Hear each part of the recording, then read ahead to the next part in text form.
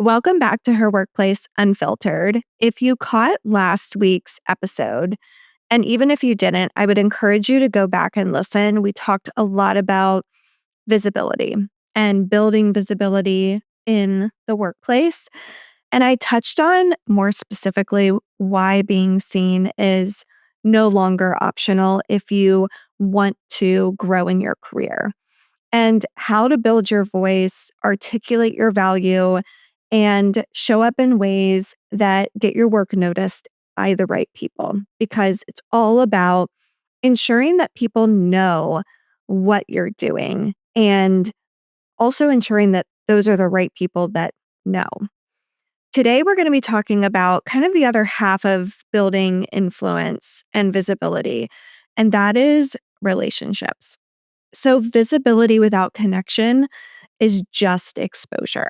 So, it's like standing in a spotlight in an empty room. What actually creates career momentum is being visible and connected, and also being seen and trusted by the right people that know you and can champion you. So, those mentors, those sponsors, those leaders and peers, both inside and outside of your organization. It's making sure that they know you, they know what you're doing, they know what you're working on, so that they can then take that information and go champion you.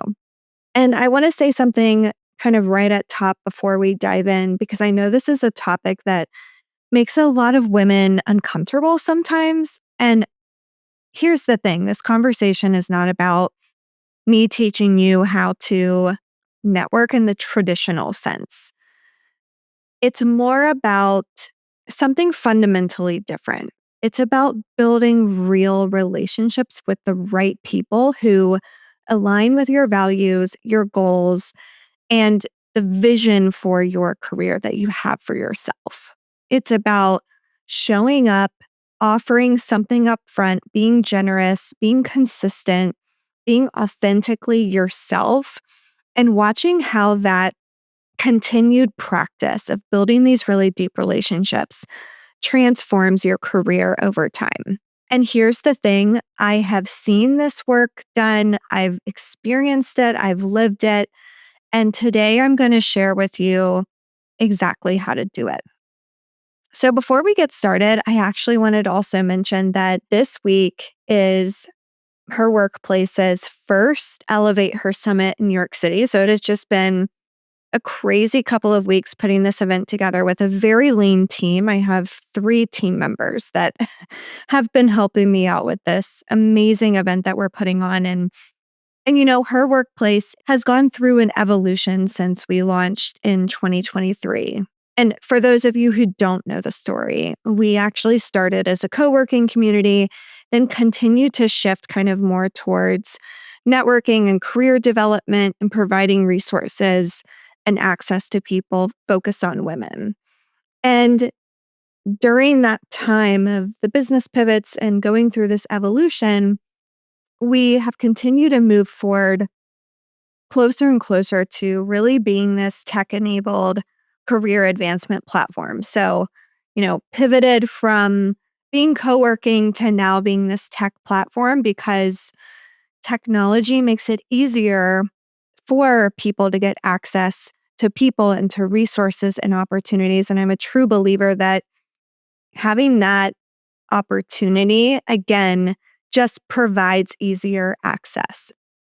However, with that being said, even though we are a tech forward platform, we still do a lot of events and bring together people both virtually and in person because it is so important to have access to those opportunities to be in these in person spaces, to really connect with one another in those types of environments. I'm a true believer that it's so important to still have that. So, with all of that being said, we're hosting our first summit in New York City this year because I wanted to bring the experience of what we have built to life.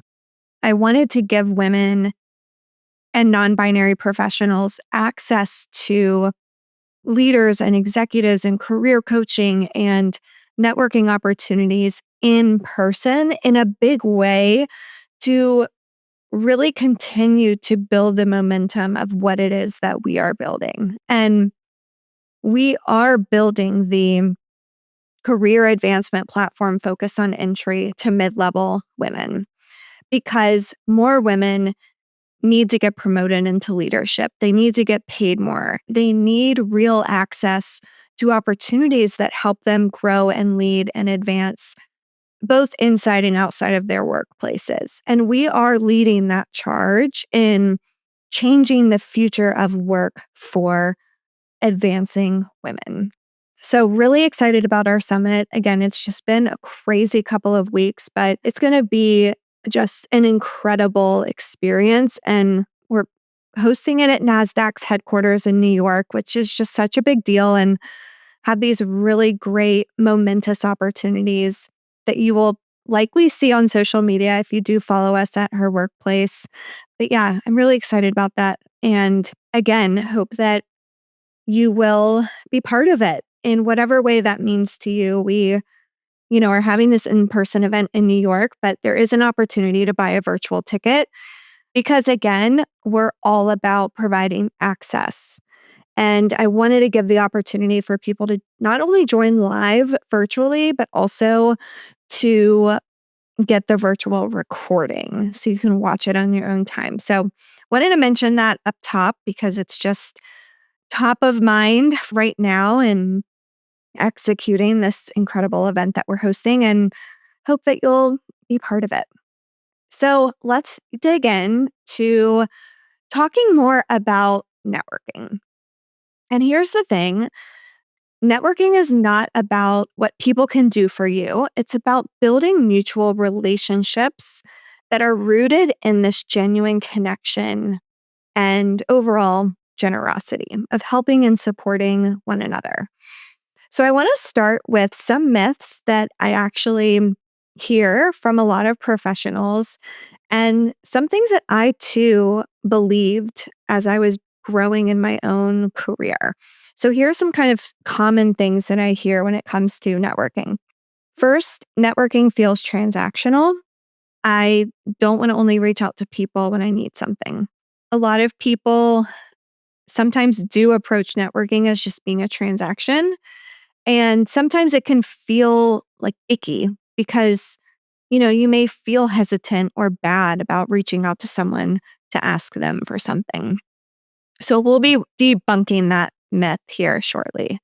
Some other things that I hear, I'm not an extrovert. I don't love working a room. I don't have time to network. I feel awkward reaching out to people I don't know well. I don't want to seem like I'm only connecting because I want something, or networking means I have to go to an event. All of these myths are valid, and every one of them points to this underlying problem that I think we have, that we've been taught to think that networking is a transaction. It's something you do when you need a job. It's something you do when you need an introduction, a referral. It's something you do when you go to an event, is meeting someone new, transacting through that. But here's the reframe that I want you to think about. The best networking is actually not transactional.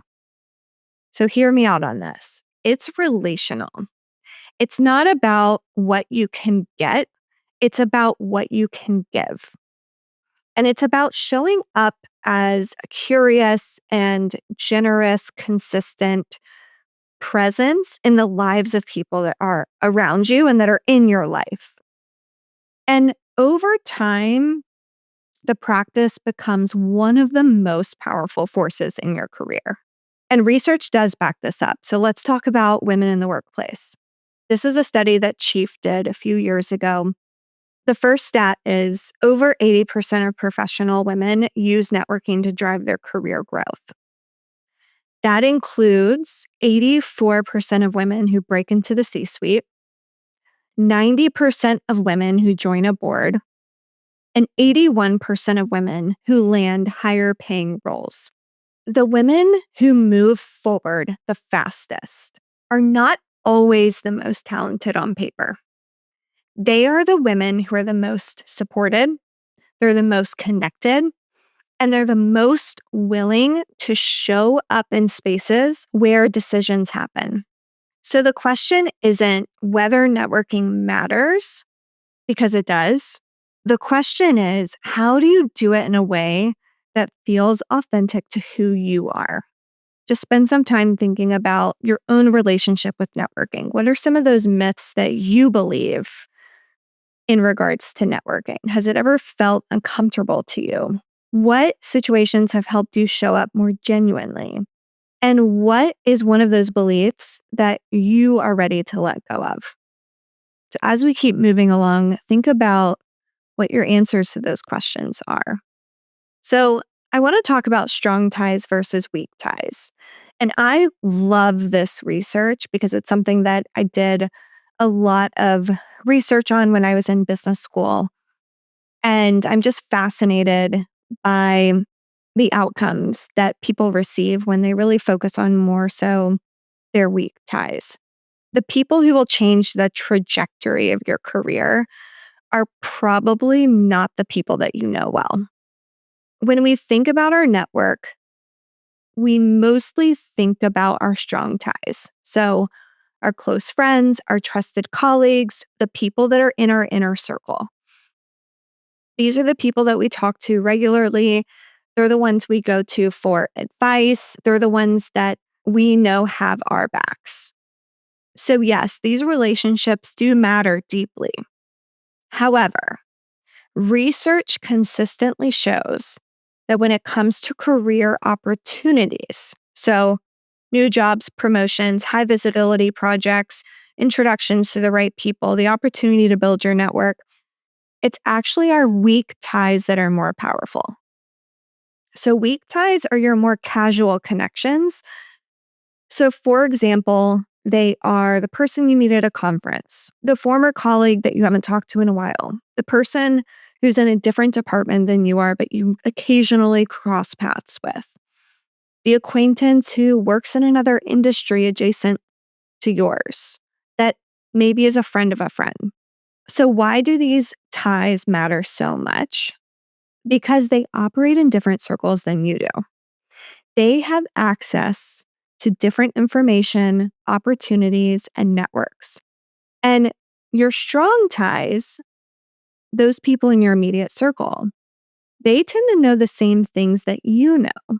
And they also have access to the same opportunities that you have access to. Whereas, again, your weak ties open up entirely new opportunities and perspectives and cultures and experiences. So, what this means is that when it comes to networking, it's not just about deepening those relationships you already have. It's about intentionally expanding your circle. So, meeting new people, building those loose, weak tie relationships, and staying open to new opportunities and people. So, here are a few ways that you can do this. First, ask for introductions. So, I would almost map out your network. Put yourself in the middle, map out, okay, who are the strong ties in my network? Can I go to them and ask for introductions? Is there a colleague of mine that knows someone in a different industry who has experience going to business school and I want to learn from them?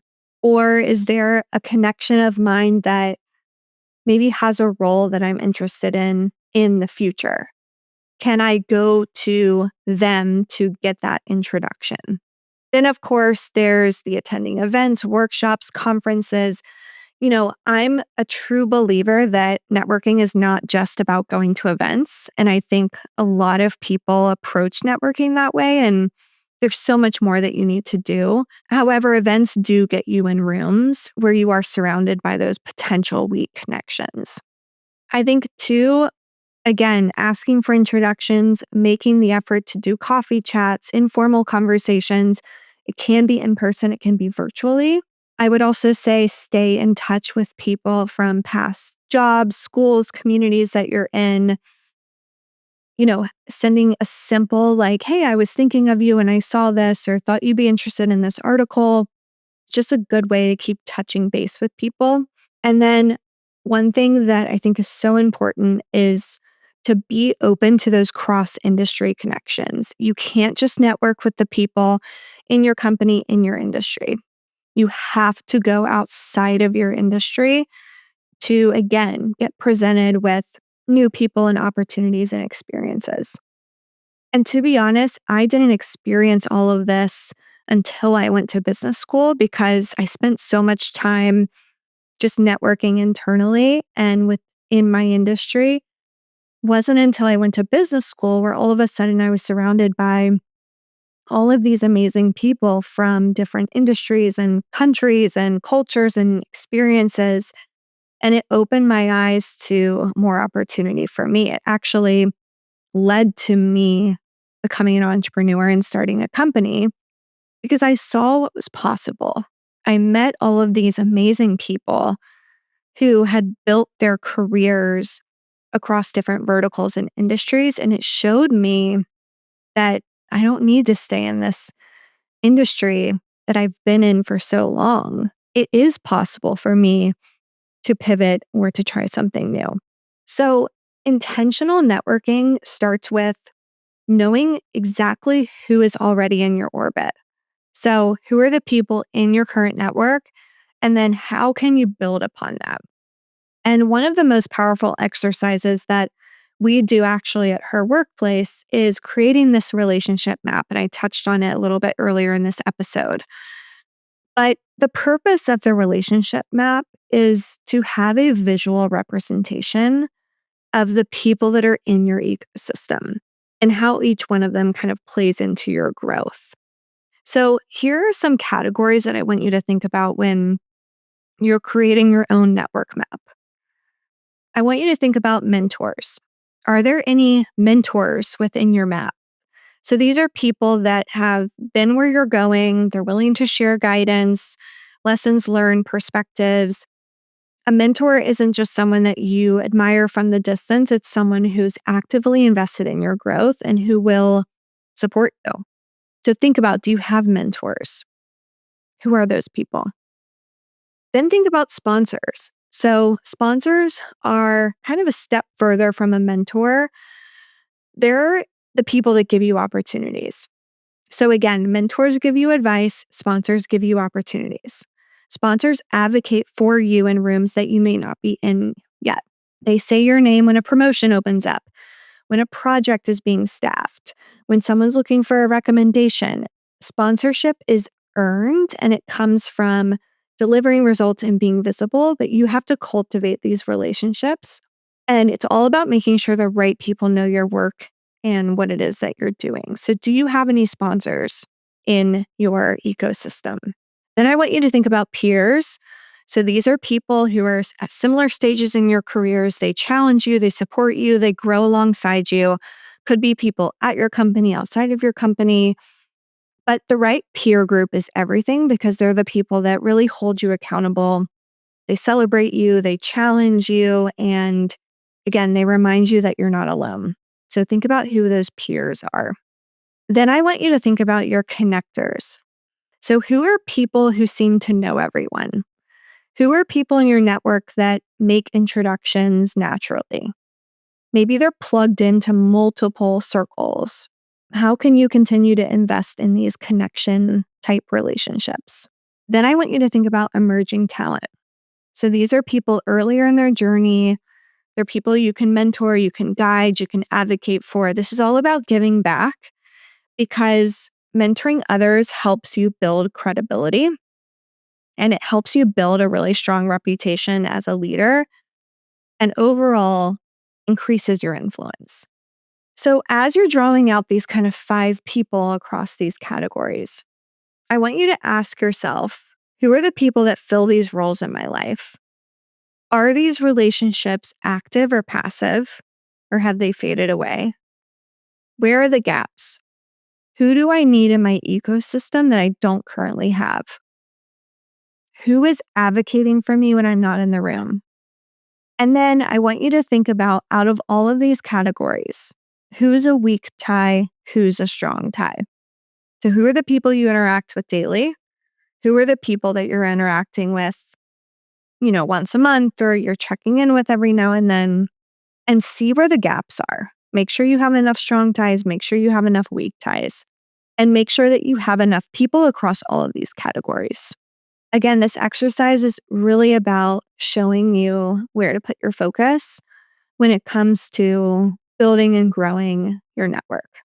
Okay, so now I'm going to share with you 8 principles that I believe in when it comes to being strategic about building and cultivating your network. The thing is, to build and grow your network doesn't necessarily mean you need to network more. All it means is you need to network with more intention and more consistency. So here's a few ways to do this. First, be intentional. So before you attend an event or reach out to someone new, ask yourself, does this potential relationship align with where I'm going? Stop saying yes to everyone and everything and choose the opportunities that put you in proximity to the conversations and people that matter the most for your career growth and goals. The second is give before you ask.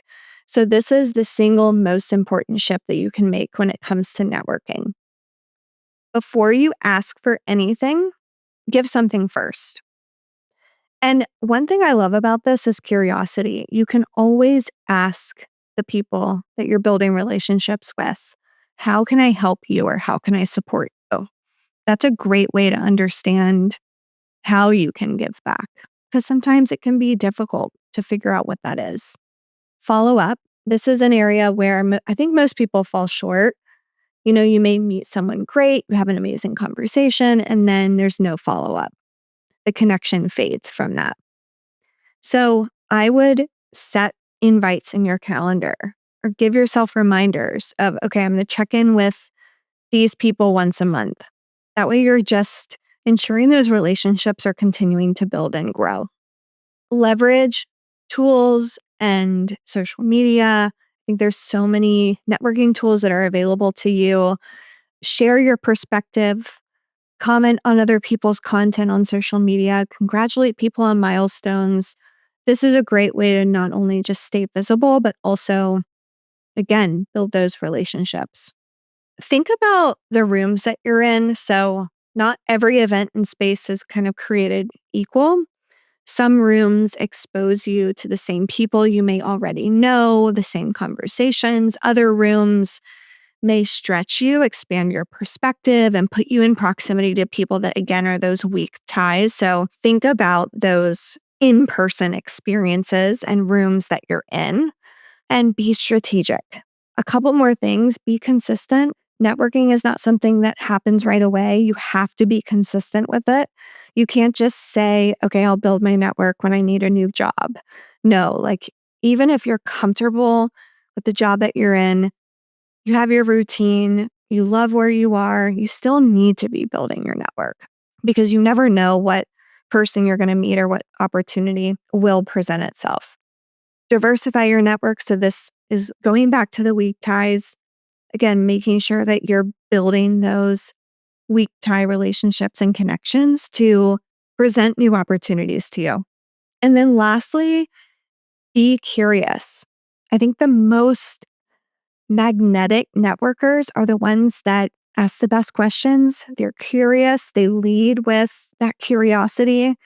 And, at the end of the day, people remember the way that you made them feel. And when someone feels like they're special, they're seen, they're heard, you have more likely of a chance to build a genuine relationship with them. So, one question that I get a lot from the women that I speak to and work with is how to reconnect without it feeling weird. It's never too late to rebuild a connection. And if you lead with warmth and value and no strings attached, it makes it easier for this relationship to foster and grow.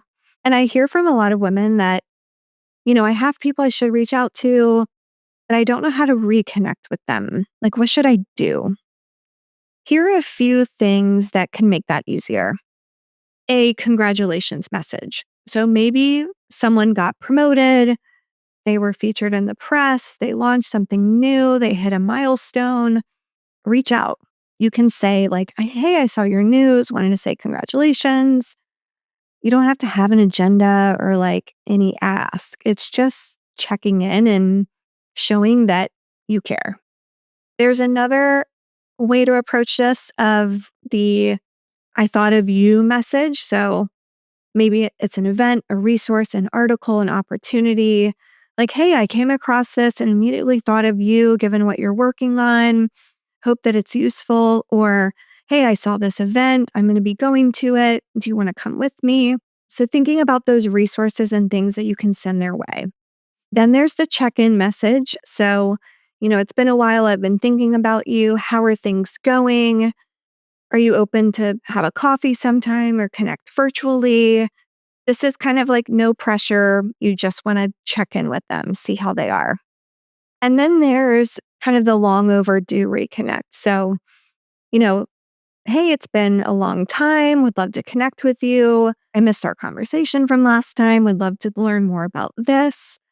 Again, it's all about the consistency of making sure that you're doing these things on a consistent basis. It could be once a month, it could be once a quarter, but that you're staying top of mind and that you're showing that you want to continue to build a relationship with them.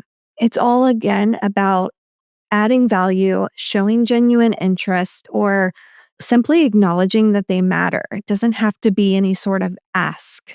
Consistency is everything.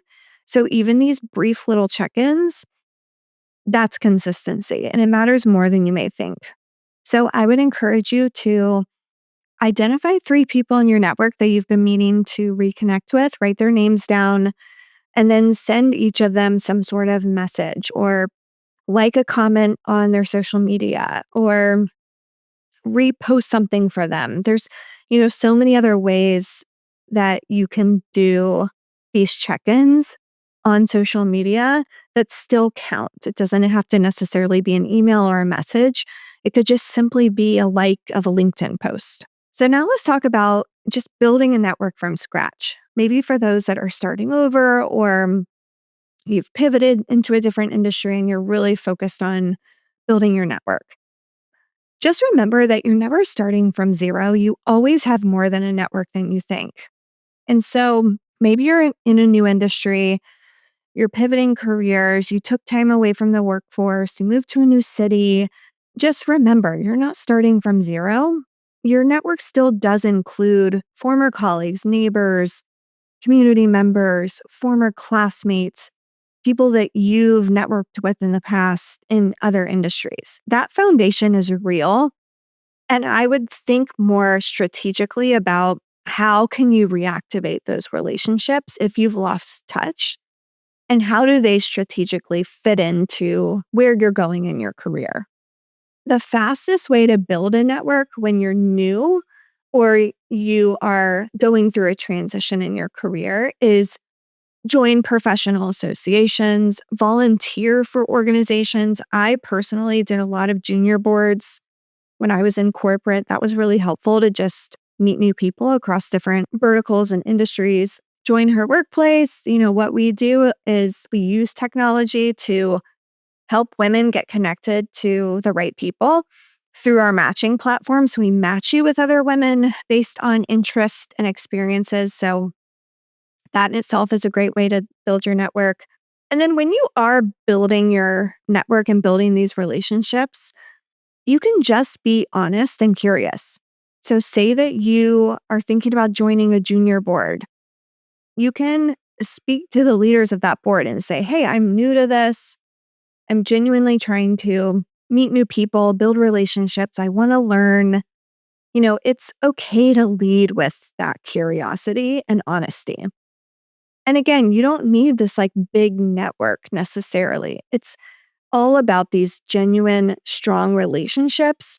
One good relationship can lead to a great opportunity. So just remember that it's not necessarily a numbers game. It's just about meeting with the right people. Your network is not just this list of names. It's not the amount of people you're connected with on LinkedIn. It's not the number of business cards that you have. It's an ecosystem of relationships that is real. It's built over years through genuine connection. Consistency is everything. And when that ecosystem is healthy and it's living and it's breathing, it becomes one of the most powerful assets in your career. And again, the women who move fastest in their careers are not the ones doing everything alone. They're the ones who have built real support around them. They have the mentors, they have the sponsors, they have peers, they have communities, they're involved. They have all of these people that they're building these active and powerful relationships with across different industries and verticals and opportunities. And here's the thing, this isn't just something that you build when you need it. And I know I mentioned that before, but especially with AI kind of reshaping roles, companies are going through restructurings, leadership paths have become less kind of predictable. Networking is survival infrastructure. This is career protection. This is how you ensure that no matter what shifts externally, you have the relationships and the reputation that will move you forward. So here's your action for the week. Reach out to one person, just one person that you can congratulate, send a resource to, a check-in. See what happens when you give without expecting anything in return. Because again, the best networks are not built by people who are good at networking. They're built by people who are good at just caring. If you're ready to stop growing and leading and building your career in isolation and start building inside of a platform and network who are doing this work alongside you, we'd love to have you inside of her workplace. We have so many resources that we provide our members. We match you with mentors who are C-suite and executive level women. We give you access to career coaching. We have an AI-powered platform that matches you to other women. And we're all about showing up for each other and ensuring that there's easy access to these people and resources. So you can learn more and join us at herworkplace.com. And lastly, if this 2-part series really resonated with you, please share it with someone who needs to hear it. Share it with that woman on your team who's doing incredible work, but may not realize she needs to increase her visibility. Share it with a friend who has been building and growing in her career quietly and alone. Share it with anyone who's ready to stop waiting and start owning their career growth. So thank you so much for being here. We will see you next week.